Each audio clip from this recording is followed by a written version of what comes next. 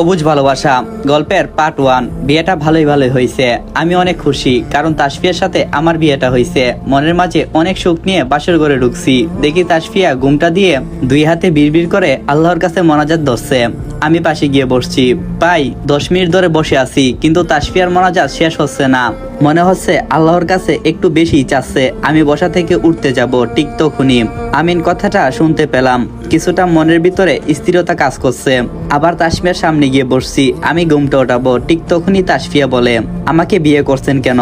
তাসফিয়ার এমন প্রশ্ন শুনে আমি ঘুমটা আর উঠালাম না, তবে আমি প্রশ্নের উত্তর খুঁজতে লাগলাম। তখন আবার বলে, কি হলো বলেন, কেন আমাকে বিয়ে করছেন?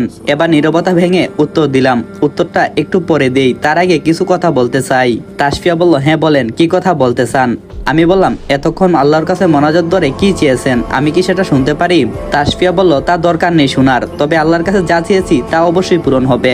এখন বলেন, আপনি কেন আমাকে বিয়ে করছেন, আর আপনি কি আমাকে ভালোবাসেন? আমি বললাম, যদি বলি আপনাকে ভালোবেসে বিয়ে করছি, তাহলে সবটা ভুল হবে, কারণ আমাদের বিয়েটা হচ্ছে পারিবারিক মাধ্যমে, আর সবাই আমার জন্য আপনাকে ভালো মনে করছে। আর আমিও চিন্তা ভাবনা করে দেখলাম আপনি ভালোই হবেন, তাই বিয়েটা করলাম। হয়তো কিছুটা সময় লাগবে, আমাদের দুজনকে দুইজনে বুঝতে হবে, আমাদের দুজনের মাধ্যমে বিশ্বাস রাখতে হবে। তাসফিয়া বলল, কিন্তু আমি আপনাকে এত সহজে বিশ্বাসটা করতে পারবো না। আমি বললাম, কেন? তাসফিয়া বলল, আজকের আগে আপনার সাথে আমার কোথাও কোনো সময় দেখা হয়েছে? আমি বললাম, না। তাসফিয়া বলল, আপনি আমাদের এলাকার বা পাড়ার প্রতিবেশীদের কেউ হন? আমি বললাম, তাও না। তাসফিয়া বলল, আপনি আমার স্কুল, কলেজ বা ফেসবুকের কোনো ফ্রেন্ড লিস্টে আছেন? আমি বললাম, কোনোটাতে নেই। তাহলে আমি আপনাকে কি করে বিশ্বাস করব বলেন? আমি বললাম, তাহলে এখন আমাকে কি করতে হবে আপনার বিশ্বাসের জন্য? তাসফিয়া বলল, আপনাকে কিছুই করতে হবে না, আজ থেকে আপনি আপনার মতো আর আমি আমার মতো থাকবো। আমাদের এই বিয়ের বন্ধনটা শুধু ঘরের মধ্যে সীমাবদ্ধ থাকবে, অন্য জায়গাতে আর থাকবে না। আর যদি আপনার প্রতি বিশ্বাস চলে আসে, মানে আমি যদি আপনার হাতে আমার প্রাণটা তুলে দিতে দ্বিধাবোধ না করি, মানে আমি যদি বুঝতে পারি যে আমি নিরাপদ আপনার কাছে, তাহলে আপনার সাথে আমার সংসার হবে। আমি বললাম, আপনি কি নাটক, মুভি এসব একটু বেশি দেখছেন, তাই না? তাসফিয়া বলল, আপনি কি বলতে চাচ্ছেন তা একটু বুঝিয়ে বলেন। তবে উত্তরটা আমার কাছে আছে, কিন্তু এখন দিতেছি না, সময় হলে দিয়ে দেব। আমি বললাম, আচ্ছা সময়টা কবে হবে তা তো শুনতে পারি? তখন তাসফিয়া বলল, যখন সময় হবে তখন তো প্রশ্নের উত্তর পেয়েই যাবেন।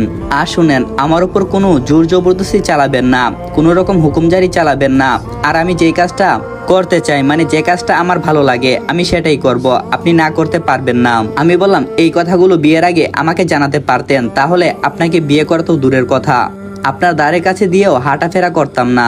তাসফিয়া বলল, বিয়ের আগে আপনি আমাকে জিজ্ঞেস করছেন কখনো সময়টা পেয়েছি কোথায়? আজকে তো দেখতে গিয়েছিলাম, আর আজকেই তো ঘরে বউ বানিয়ে নিয়ে এসেছি এই পেতনিটাকে। তাসফিয়া বলল, কি আমি পেতনি? আমার বান্ধবী নীলু আমাকে ঠিকই বলছে। আজকের বাসর ঘরের কথাটা, সেটা একদম সত্যি হয়েছে। আপনার বান্ধবী বাসর ঘর সম্পর্কে কি বলছে? আপনাকে বলতে যাব কেন? আর শুনেন, আপনাকে না বিয়ে করার কোনো ইচ্ছে আমার ছিল না, কিন্তু মায়ের মুখের দিকে তাকিয়ে বিয়েটা করছি। আমি বললাম, আপনার মায়ের মুখের দিকে তাকিয়ে নই, বরং আমার মতো একটা স্মার্ট এবং চাকরিজীবী ছেলে দেখে বিয়ে করছেন। মনে হয় প্রেম টেম করে ছেঁকা খাইছেন, তাই তো বাসর ঘরে আমার সাথে জাল মেটাচ্ছেন। দেখি অনেক হয়েছে আপনার বাহানা, আমাকে আপনার বিশ্বাস করতে হবে না। আজকে বাসর রাত, এই রাতে প্রতিটি স্বামী স্ত্রী যা যা করে আমরা তাই করব, আসেন আমার কাছে আসেন বলে তাসফিয়ার হাতটা ধরছি। তখনই তাসফিয়া এক টানে হাতটা ছাড়িয়ে নিয়ে বলে, খবরদার, যদি আমার অনুমতি ছাড়া আমার শরীরে স্পর্শ করছেন তাহলে আমি গেছাং করে দেব, আর আপনি কোনোদিন বাবা হতে পারবেন না। আমি বললাম, কি গেছাং করে দেবেন? তখনই কথাটা আমি বুঝতে পারছি, ছি, আপনি এত খারাপ মনের অধিকারী, আমি সেটা কখনো ভাবতে পারছি না। আমার ঘৃণা হচ্ছে, আপনার সাথে আমার বিয়ে হয়েছে, আর হ্যাঁ, আপনাকে ভুল করেও আমি স্পর্শ করব না। অনেক হয়েছে, আপনার সাথে সংসার করার ইচ্ছাটা আমার নষ্ট হয়ে গেছে। আপনি যান, আপনার মতো খুশি হয়ে থাকেন, আমি আমার মতো। তাসফিয়া বলল, হ্যাঁ আমি খারাপ, আমার সাথে সংসার কেন করবেন? আমি জানি কেন আমাকে বিয়ে করছেন। আমি বললাম, কেন বিয়ে করছি? আর আমার কোনো ভাই বোন নেই, বাবার সব সম্পত্তি আছে, সবকিছু তো আমার নামে, তাই বিয়ে করছেন। আমি বললাম, আপনি তো অহংকারী, আপনার সাথে কথা বলাই আমার ভুল হয়েছে। দেখি আপনি সরেন, আমি আপনার মুখ দেখতে চাই না, আমি এখন ঘুমাবো। ঘুমাবেন মানে? তখনই কিছুটা ভাব নিয়ে বলছি, তো কি করব? আর তখন তাসফিয়া এমন কথা বলছে শুনে আমি বসা থেকে উঠে গেছি। তাসফিয়া বলল, আমার অনেক ক্ষুধা পেয়েছে। আমি বললাম, মানে এখন কোথা থেকে খাবার নিয়ে আসবো? রাত বাজে 2টা, আর সবাই ঘুমিয়ে গেছে, আমি পারবো না, আপনি নিজে গিয়ে খেয়ে আসেন। তাসফিয়া বলল, আপনার মাথা ঠিক আছে? আমি নতুন বউ, আর আজকে এই বাড়িতে আসছি, ভালো করে সিঁড়িটাও চেনা হলো না, আর আমি গিয়ে রান্নাঘর থেকে খাবার খেয়ে আসবো। আমি বললাম, তাহলে আমি কোথা থেকে আপনার জন্য খাবার আনবো? তাছাড়া আমাকে যদি কেউ এত রাতে খাবারের ঘরে দেখে তাহলে সবাই সকালে আমাকে নিয়ে মজা করবে। তাসফিয়া বলল, আমার না অনেক খিদা লাগছে, একটু বেশি খিদা লাগছে, আমি সহ্য করতে পারছি না, প্লিজ একটু ব্যবস্থা করে দেন। আমি বললাম, প্রথম দিনে আপনি আমাকে যা খেলা দেখাচ্ছেন মনে হচ্ছে বাকি জীবনটা তেজপাতা ছাড়া কোনো কিছুই হবে না। ঠিক আছে, আপনি একটু অপেক্ষা করেন, আমি খাবার নিয়ে আসতেছি। তাসফিয়াকে রেখে দরজাটা খুলে বাহিরে চলে গেলাম। বাইরে গিয়ে দেখি সব লাইট বন্ধ করা। আমি মোবাইলের আলোতে রান্নাঘরের দিকে হাঁটছি।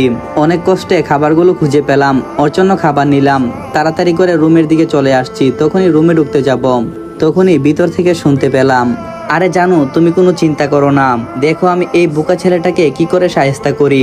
আমাকে এখন পর্যন্ত ভালো করে দেখতেও পারিনি, আর স্পর্শ তো দূরের কথা। তুমি নিশ্চিন্ত হয়ে ঘুমিয়ে থাকো, আগামীকাল কলেজে আমাদের দেখা হবে, কেমন? আমি প্লেট হাতে রুমে ঢুকছি, আর তাসফিয়া আমাকে দেখে তুতলিয়ে তুতলিয়ে বলল, খাবার পেয়েছেন? দেন, আমার অনেক খিদা লাগছে। তখন তাসফিয়া বলল, বারে প্লেট দিচ্ছেন, আমাকে আপনি খাইয়ে দেন। আমি বললাম, না, সেটা আমি পারবো না, আপনার হাত আছে। তাসফিয়া বলল, আছে, কিন্তু গহনাগাটি খুলতে হবে, আর এখন ওয়াশরুমে যেতে পারবো না, প্লিজ খাইয়ে দেন। আমি বললাম, ঠিক আছে, ঘুমটা উঠান। তখনই তাসফিয়া তার ঘুমটা উঠাইছে। বাহ, তাসফিয়াকে বউ সাজে একটু বেশি সুন্দর লাগছে।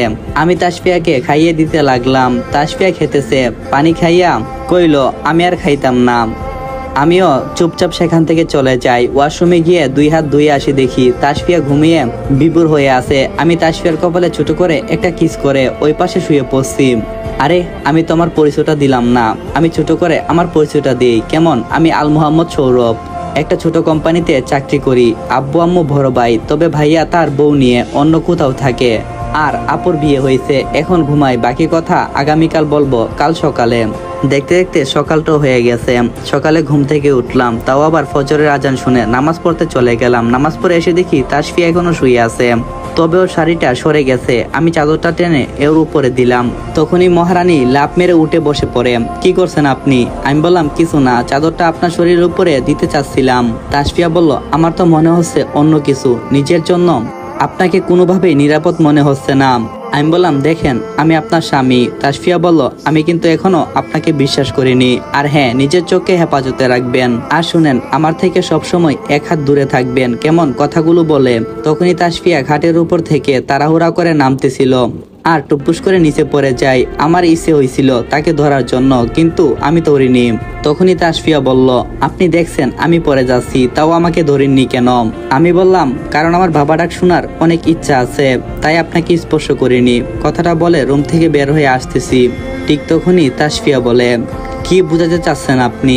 আমি বললাম, বাবা ডাক শোনার জন্য আমার ইচ্ছে, আপনাকে স্পর্শ করলে তো গেচাং করে কেটে দেবেন, আর আমি বাবা ডাক কখনো শুনতে পারবো না, তাই মূলত আমি আপনাকে স্পর্শ করলাম না। তখন তাসফিয়া বলল, আপনি আমার কেমন বর? আপনার এত সুন্দর একটা বউ নিচে পড়ে গেছে, আর আপনি কিনা আমাকে রেখে চলে যাচ্ছেন। যদি আমার কোমরটা ভাঙে তাহলে নির্ঘাত আপনি কখনো আর বাবা ডাক শুনতে পারবেন না। আর হ্যাঁ, আমি কিন্তু নিজেকে আপনার থেকে অনেকটাই বিরত রাখবো। আমি বললাম, মানে কি? তোমাকে স্পর্শ করিনি, তাহলে বাবা ডাক শুনতে পারবো না কেন? তাসফিয়া বলল, আমার কোমর ভাঙলে আমি মা ডাক শুনতে পারবো না, আর আপনি বাবা ডাক শুনবেন কি করে? আমি বললাম, আমি কি আপনাকে গেচাং করে কেটে দিয়েছি নাকি? তাসফিয়া বলল, এই উল্টাপাল্টা কি বলছে এসব? একদম সত্যি গেচাং করে কেটে দেব। সত্যিতেই আমার কোমরটা বুঝি গেছে রে। কোথায় এখন? এসে আমাকে টেনে তুলবে? না, উনি বাবা ডাক শোনার জন্য এখান থেকে চলে যাচ্ছে। কি হলো, এখন হেবলার মতো দাঁড়িয়ে না থেকে আমাকে টেনে তুলো। আমি বললাম, যেহেতু অনুমতি দিছো, সেজন্য আমি তোমাকে স্পর্শ করতে পারি। তাসফিয়াকে টেনে তুলছি, তাসফিয়াকে খাটের উপর বসালাম। আচ্ছা, আপনি কি একটু বেশি ব্যথা পেয়েছেন? তাসফিয়া বলল, এবার আমার হাতটা ছাড়েন। আমি বললাম, সরি, ছেড়ে দিয়েছি, এবার বলেন। তাসফিয়া বলল, আমি যদি আপনাকে একটা আশা দিতে পারতাম তাহলে বুঝতেন আমি কতটুকু ব্যথা পেয়েছি। আপনার একটু দয়া হলো না আমার প্রতি। আমি পড়ে গেছি, আপনি আমাকে ধরলেন না। আমি বললাম, একথা তো তোমাকে আগেও বললাম, কারণ আমি যদি ভুল করে তোমাকে স্পর্শ করি তাহলে তো আমার ভবিষ্যৎ শেষ, আর কখনো বাবা ডাক শুনতে পারবো না। তখন তাসফিয়া বলল, এখন যদি আমি পড়ে যাই তাহলে আমাকে ধরবেন, না হলে শুধু বাবা ডাক না, জীবনেও কারো ডাক আপনি শুনতে পারবেন না। মানে? তখন তাসফিয়া বলল, একদম খুন করে ফেলবো। আর আমি অন্য ছেলের সাথে বিয়ে করে সংসার করব। এখন আপনি আমার সামনে থেকে যান, তা না হলে কিন্তু সত্যি গুণ করব। তাসফিয়া আরো বলল, আমি কিন্তু আপনার থেকে কম করো 5 থেকে 6 বছরের ছোট হব, কিন্তু আপনি আমাকে আপনি করে বলেন। আমি চাই আপনি যেন আমাকে তুমি করে বলেন। আমি বললাম ঠিক আছে, আচ্ছা আপনার বংশের কেউ কি জেল খাটছে, খুনের আসামি হয়েছে নাকি? তাসফিয়া বলল, তবে রে সত্যি সত্যি খুন করব বলে আমার দিকে এগিয়ে আসতে চাইলো। আমি সোজা দৌড়ে রুম থেকে বের হয়ে আসছি। মনে মনে বললাম, কেমন মেয়ে বিয়ে করলাম, কথায় কথায় গুণ করতে চাচ্ছে আর গেছাং করে কেটে দিতে চাই। মনে হচ্ছে বেশি একটা সুবিধার হবে না, একটু সাবধানে থাকতে হবে ওই মায়ের কাছ থেকে। তখনই আম্মু এসে বলে, সৌরভ বিড়বিড় করে কি বলছিস, তাসফিয়া কোথায়? আমি বললাম তেমন কিছু না। আর তাসফিয়া মনে হচ্ছে ফ্রেশ হতে ওয়াশরুমে গেছে। আম্মু বলল, ও আচ্ছা আসুন। তাসফিয়া অনেক ভালো একটা মেয়ে, ওকে সারা জীবন সুখে রাখবি। এই কথাটা তুই আমাকে দে, সারা জীবন সুখে রাখবো মানে?